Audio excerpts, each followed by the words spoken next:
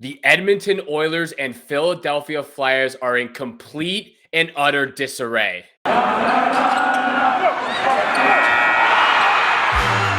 You're Locked On Fantasy Hockey, your daily podcast on fantasy hockey. Part of the Locked On Podcast Network, your team every day.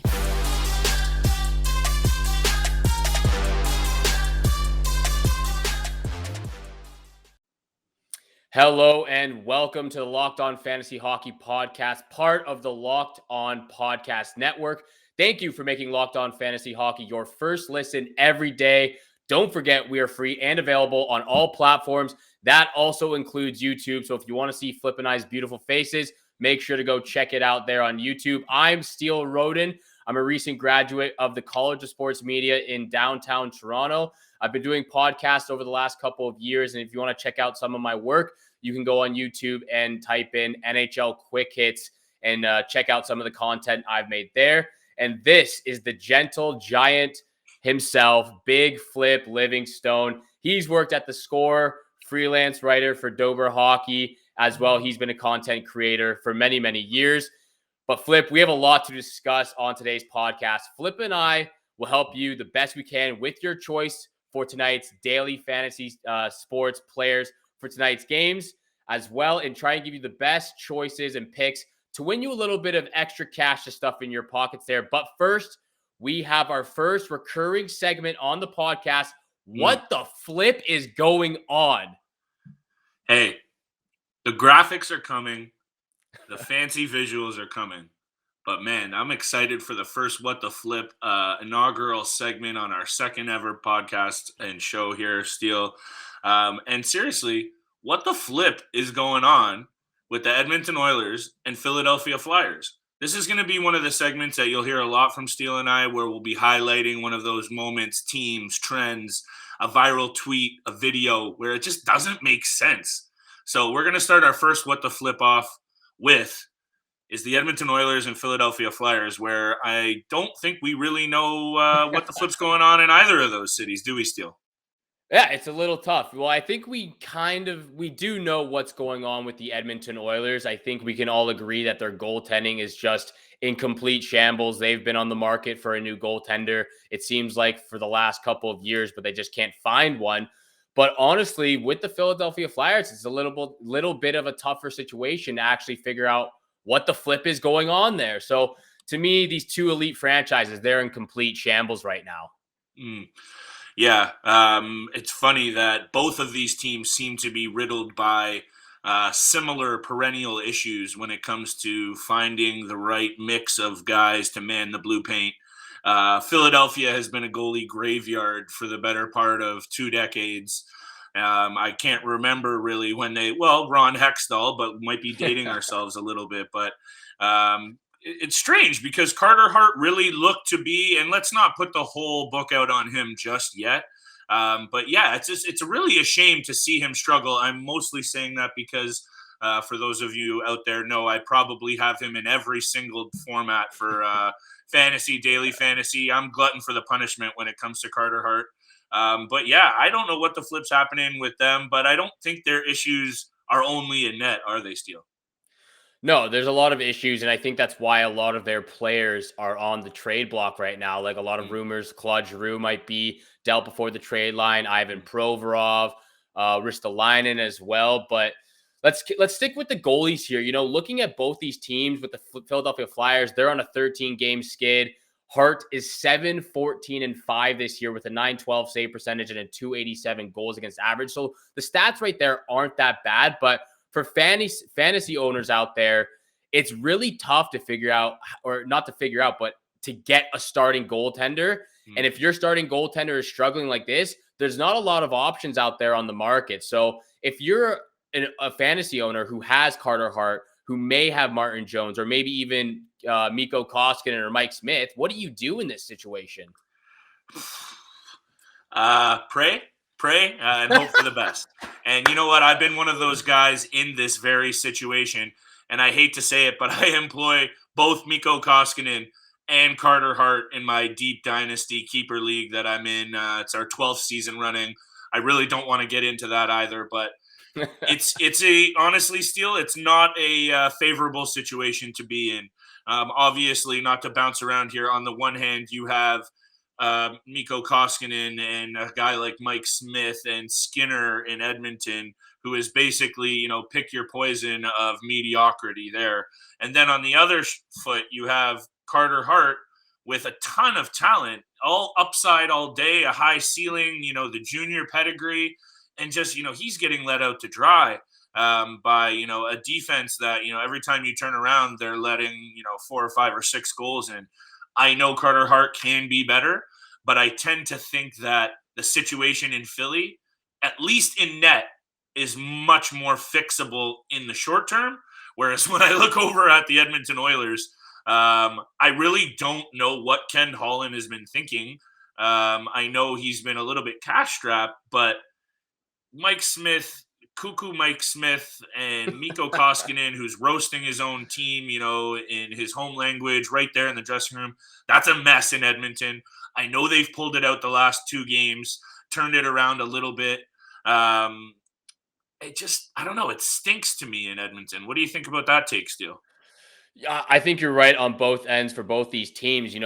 I think if you're a fantasy owner and you have either Mikko Koskinen or Mike Smith, you have to drop them immediately. There's got to be better options out there. Like Jonathan Quick, he's under 40% owned across Yahoo fantasy leagues.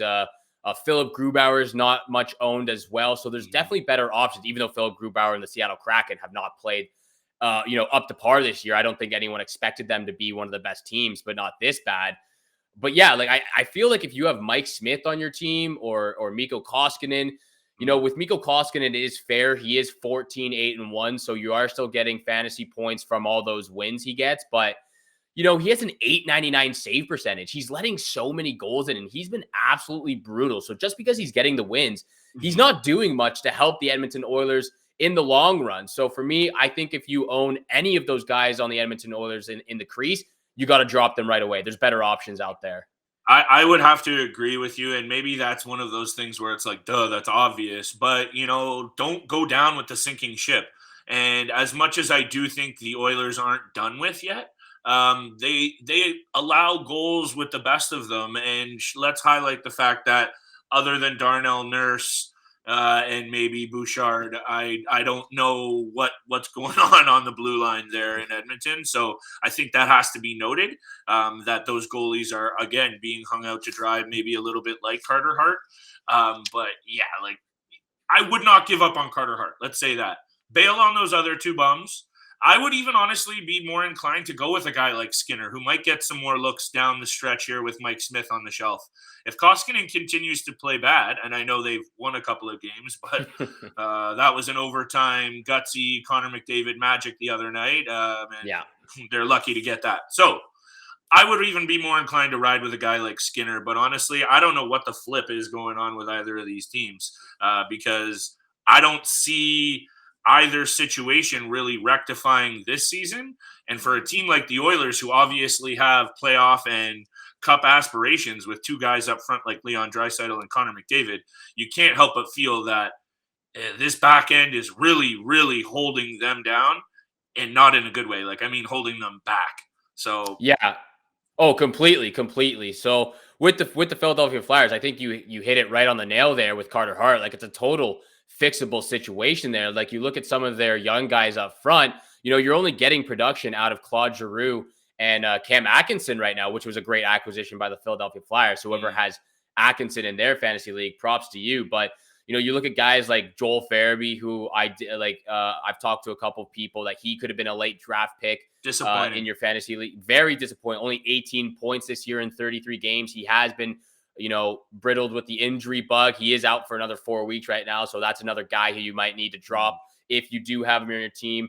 Travis Konecny, he only has 24 points right now. He hasn't been producing as much. So it is a fixable situation for Carter Hart and the Philadelphia Flyers. I would, like you said, hold on to a guy like Carter Hart, even though they're losing games just every single time.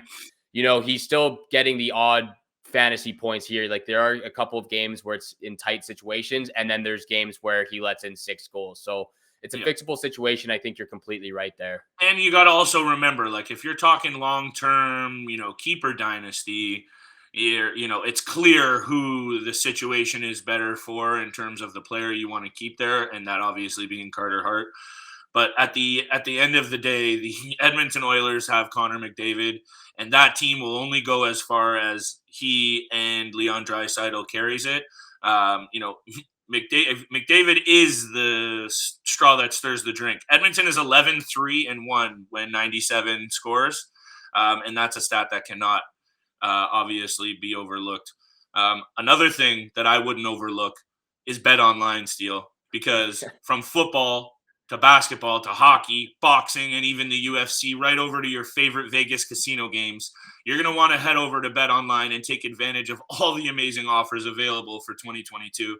BetOnline is the fastest and easiest way to wager on all your favorite sports. BetOnline is where the game starts. And also, I wanted to just thank you for making Locked On Fantasy Hockey your first listen. We're part of the Locked On Podcast Network. And just over the break here, we are going to be looking at Steele and I's best bets of the night, feeding you a couple of winners, hopefully, and stacking that pocketbook.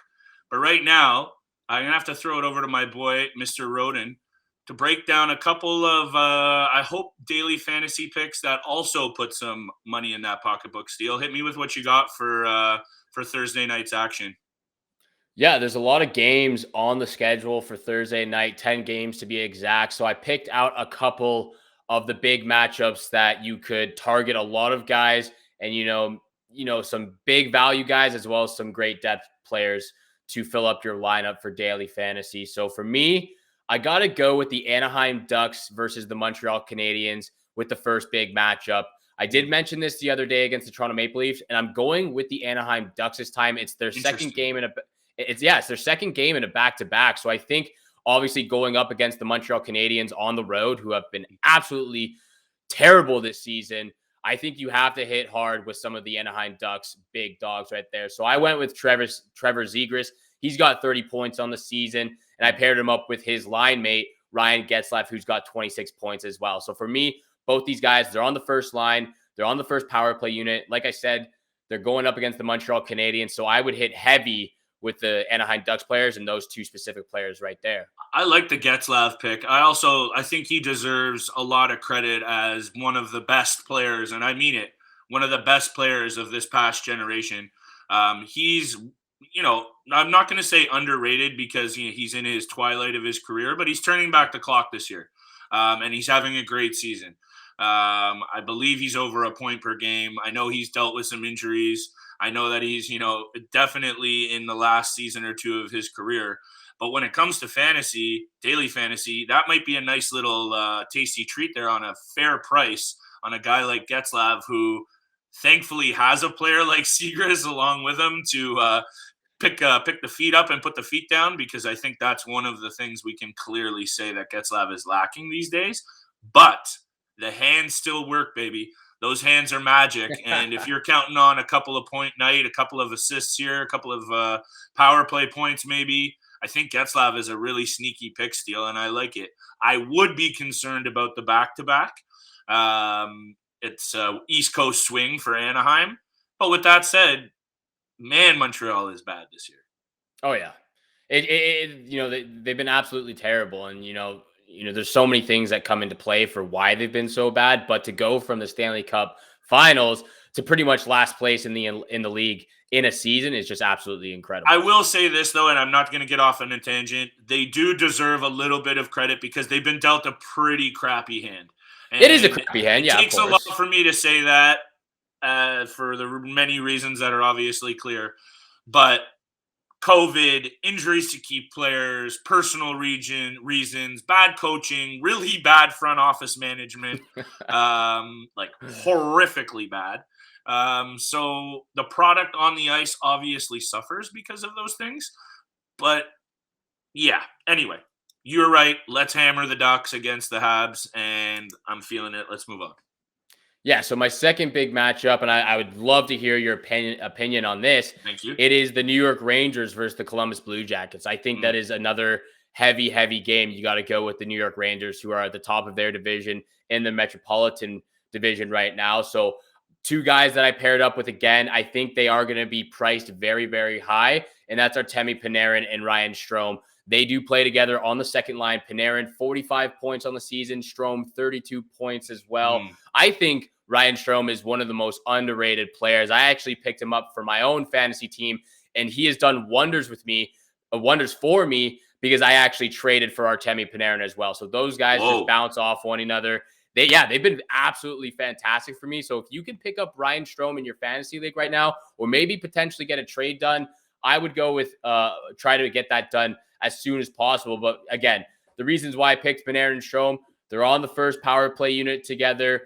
26 combined power play points between the two of them as well. Panarin, again, they play on the second line. So again, against these Columbus Blue Jackets team, I think you got to hit with the big dogs on the second line. Yeah, I'm a big believer in the Rangers this year. I'm a big believer in the Rangers, and you'll hear me, throw my support behind teams that I'm feeling because they win me money, and I like to talk a lot of smack. But the Rangers, I think, are built for a cup run already. And I absolutely love Shesterkin in net. He's disgusting. Adam Fox that's unfair. I don't know how he's been so good. And then you have like the criminally underrated players like Mika Zibanejad, and then another what the flip out of nowhere, Chris Kreider has 30 goals. So it just what the heck happened there? Yeah, it feels like out of nowhere, really, that this is a legitimate dark horse threat for the cup. And I don't have the odds open on it, and we're talking about daily fantasy, but I would sprinkle heavy on the New York Rangers now before that odds starts to shrink. But the Metro Division is full of killers. So anyway, but in terms of your picks, I like them. And I would even be interested in going with a guy like Adam Fox. You mentioned that power play. He quarterbacks it. He gets a ton of PP1 time. And going up against a team like the Columbus Blue Jackets, which doesn't exactly excel on special teams, I would look for the Rangers to really kind of punish that point. And I could see a guy like Adam Fox even being a sneaky ad for daily fantasy. But if I were you, I'm like Strome. I don't know if I feel as strongly about him, but you can't deny the chemistry that he's had playing alongside a guy like Panarin. Yeah, and I definitely would have sprinkled some on Adam Fox. It all depends again on how much these players cost. But of course, instead of going with Adam Fox, I had to sprinkle some on Igor Shesterkin. So for me, that was my goalie choice right there. I'm hitting heavy on the New York Rangers, but either way, if it's not Igor Shesterkin in net, you got to go with Georgiev as well. So I went really big with the New York Rangers in this game, and then just to give you an option on one of the value picks I had. I picked Brian Dumoulin of the Pittsburgh Penguins for one of my defensive spots. So, I think the price should be very low on a guy like Dumoulin. He could pick up a couple of points, especially going up against the Seattle Kraken. So for me, he has played really well over the last couple of games, and he's one of those value picks that you could find a lot of value in for a very low price. I like it a lot. The Dumoulin pick, like that could really pay off in spades if you get him for a bottom of the barrel price, and just hope he's on the ice with Sid and you're good. That's realistically, he's on the ice with Sid, he's going to get an apple. So somehow, maybe even a shorthanded point, because he does play some really big minutes on the PK. Thank you guys. Yeah, for me, like I think it's a great choice right there with Brian Dumoulin. Thank you guys so much for making the Locked On Fantasy Hockey Podcast your first listen every single day. Don't forget, we are free and available on all platforms, which also includes YouTube. And let's get into our last segment of the episode here. And we're going to try to win you guys some money for tonight's games and give you guys some great options for our picks, what we've picked tonight. So, Flip, what is your first pick for tonight's games? So, my good friend, I don't know if you took in the highlights from the Ottawa Senators Buffalo Sabres game the other night. Yeah, I did. But Aaron Dell pulled a little cheeky move and basically took out the Senators' best player, Drake Batherson, with a dirty... Oh, he did that again. Dirty little hit. And Batherson is now going to miss the All-Star game and potentially miss serious amount of time. So my angle here is the Senators now have the red-hot Carolina Hurricanes rolling in after, sure, they got the win against the Sabres, but they lost the battle. Losing a guy like Batherson on the season that he's having, you could not pick a more important player for them to lose. So this is the angle I'm going with. The Carolina Hurricanes roll into Ottawa as a 1.91 money line favorite. So no value there, but I'm feeling them to absolutely come out and spank the Sens. Take them on the puck line -1.5. The Hurricanes are one of the best road teams in the league. I don't need to sell you on this. 14-5-1 speaks for itself, but they also hold a 7-3 record in their last 10 against the Senators. I know the Senators are getting better, and a lot of those wins were probably over the last few years where Steele or I could have played left wing on the fourth line. But I like the Carolina Hurricanes. -1.5. Hammer the juice. Batherson's out. I don't need to say anything more. Great minds think alike, because I exactly have the same pick there. Carolina Hurricanes on the puck line. So now, if you're listening to this episode, you got to take the puck line for the Carolina Hurricanes against the Ottawa Senators. It's a must. It's a must. I'm going to throw one back at you, and it's a game that we've already talked about, the Anaheim Ducks money line at -120. What do you think about that one? I think it's a great pick. Obviously, it's a second game of a back-to-back, but we've already said it's going up against the terrible Montreal Canadiens team. Yeah. My concern with that would be, one, the value is there, so that's fine with me. I don't hate the pick, Steele. I would personally stay away from this game due to the back-to-back nature we know the Ducks are in. However, I would have to say it depends who's in net for the Ducks. Because I'm pretty sure their backup, is it Stolarz? He's in COVID protocol. He's injured right now. Yep. Yeah, he's in COVID protocol. So I wish I had it up. I do not know who the third string goalie is on the Ducks, but something tells me he ain't good. So I would be concerned potentially about that. But mind you, Montreal is playing third and fourth stringers in Montembeault and Caden Primo. So with the juice, I don't hate it. What else you got? Well, it's another game that I've already mentioned. The New York Rangers, I have them on the puck line as well as over 6 goals in this game at -130. Okay. The puck line is at +110 for the New York Rangers right now. I think both of those are great picks just because 3 of their last 4 games have had 9+ goals in them, and 2 of those games the Rangers won by more than 2 goals. So I like the fact that in those games they've had 9+ goals combined for both teams. So I think the over 6 goals is a pretty good safe bet right there with this highly talented New York Rangers team. And then again, the puck line against the Columbus Blue Jackets, who have not played. They've played all right this season, but lately not so good. So I like the puck line at +110. Yeah, and I'm looking at these lines here, they're always going to be shifting, right? So make sure you can always lock in your best price as close to puck drop as possible. We'll be throwing out picks on our Twitter, so make sure you follow us along there for all the latest, flips, picks, the WTFs, all the Steele's picks and all that. Make sure you hit us up on Twitter.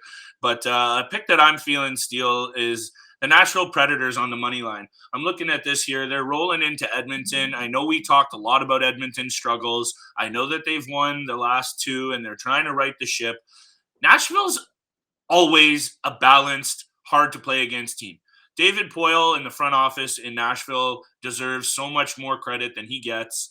Nashville has won 3 in a row, 14 of their last 20, and they have one of the most balanced teams in the league, up and down, from Saros in the cage, up to the offensive top line with a guy like Matt Duchene, who's playing out of his head this year. Really revitalized his career. Matt Duchene, sorry to cut you off, Flip. No. Revitalized his career this year with the Nashville Predators. He's been revitalized is a good word, but it's more like salvaged out of the dumpster is what he's done, because he has been a different player and he looks like the Matt Duchene of old. And for a team like Nashville, that's fool's gold right there. And again, David Poile not missing a beat on that deal. So I like Nashville on the money line, +103 right now on the road, which I think has a ton of value there. Keep an eye on it, like I just said. it might change a little bit before puck drop, but I really like the Nashville Predators to give Edmonton a lot of trouble. I like that pick a lot, actually. And obviously, after we just discussed how terrible the Edmonton Oilers goaltending has been this season, I like that pick a lot. You could also go like they don't have the player props out right now, but check the player props, and you could definitely hit big on some of the player props in that game for sure. Yeah, it's one of those things, and I say it all the time when I put up picks on the weekends, is do your research.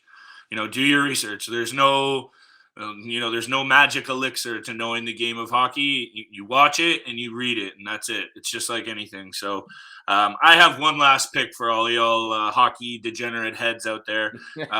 And this is one of those teams that I think this year have not played well in the New York Islanders and are really starting to find their footing. 4-1 over their last 5. Sitting at a minus 137 on the money line. So they're at home tomorrow night against the LA Kings. I think, who are kind of like the opposite.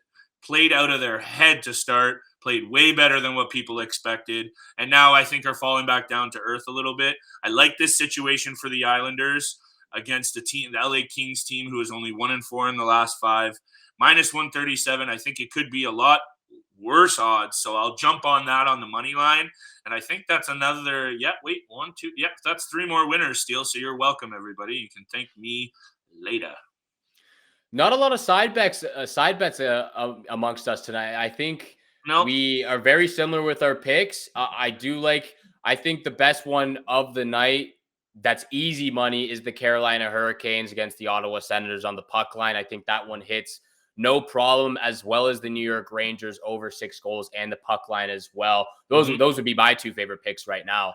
I like it. And I forgot to throw out the fact, since I was loving on Shesterkin before, I want to show love to the other Russian goalie in Sorokin, who's 12-7-0, 926 save percentage, 4 shutouts, minuscule goals against at 2.26.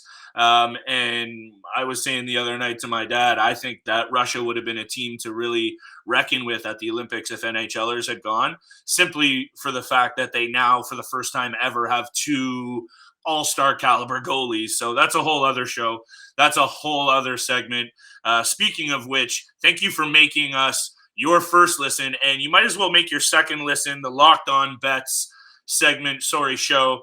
For their one-stop, make it your one-stop shop for all your betting needs right after us. Check them out on the Locked On Network. Make sure you tune in to our show tomorrow, where we're going to be diving into Flip's Lock of the Night, Steele's Lock of the Night. We'll be feeding you some picks. We'll be breaking down the highlights and all the trends in the NHL, just like we're going to be doing every single night. So keep it locked right here. Make sure you find us on YouTube and everywhere you get your podcasts. On behalf of Steele and myself, Big Flip Livingstone, thanks for listening.